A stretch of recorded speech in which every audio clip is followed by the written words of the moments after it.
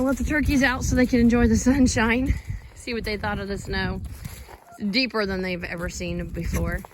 They are not going to get frostbite on their feet because birds have a special kind of blood vessels, a net of blood vessels. Forget the name of it. It's 2 words. It's a Latin word that means it's a special kind of a net of blood vessels that come from their heart to their feet, and it kind of circulates around with that blood that comes in and out of their feet and keeps it at a cooler temperature than the blood that's circulating through the rest of their body. That way they don't lose a lot of heat through their feet. Otherwise, birds would have really hot feet and then they would land on metal, and that would cause some melting of the frost on the metal, and then their feet would freeze to the metal, and that would be bad. And they would lose too much heat through their feet. Oh, they're gonna find the pumpkins over here.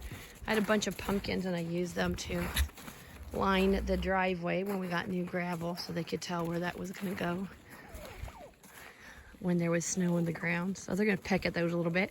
They're gonna forage around like the wild ones, and the wild ones right now are surviving on acorns and any kind of little nut or seed pod that they can find out in the woods. They're gonna dig around. You can see I've got some leaves back there that are roughed up. That's where we had the kayaks, and I just recently moved those. So they were foraging in those leaves a little while ago. I'm giving them extra cracked corn to beef up their carbs right now, give them some energy to help them to have to heat their bodies through this time. But turkeys are extremely cold tolerant. That's why they don't migrate. It would be kind of hard to migrate too because they don't fly very well. They do fly well enough to get up into this tree to roost if I don't get them put away in enough time before bedtime. Then the dark one there, the one the mom is chasing around in a circle, Georgia likes to get up into the tree. I don't want her to sleep up in the tree tonight. I just feel more comfortable with them all in their coop, but they don't have to be in their coop. I don't know why Scarlet Grace is tormenting Georgia right now. She must be in trouble. But I'll show you in their coop. They need good ventilation, so there are two little windows right there. We can cover those with plexiglass in the winter, but they do need to have good ventilation because they can get a lot of respiratory problems. But here's their water, and that is a heater thing on the bottom that's plugged in to the electric.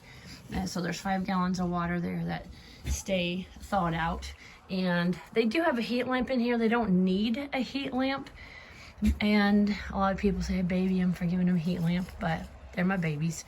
And as cold as it's predicted to be, I wanted to give them some extra heat, but it has to be a red one, because if you give them a white one, then they think that it is springtime. They think that there's more daylight hours. They get confused, and then the females start to lay eggs. And in the winter time, I don't want them to be laying eggs because it's kind of hard on their body. Making eggs is exhausting. They're not sure why the man door is open, so now they all got to go check it out. They're not used to walking in that door. If they want to go back in, I've got this one propped open. I had to chip away the snow with a shovel to make sure they could get in and out of there. But most of them, or 2 of them, sleep on the ground. One of them sleeps on the shelf, and one of them goes clear up to the top.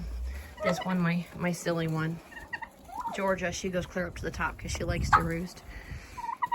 So that's what the turkeys are doing right now. Turkeys out in the wild are just fine.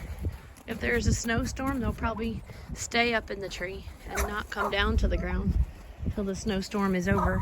But it does not bother them to walk around in this. They're just fine. Georgia.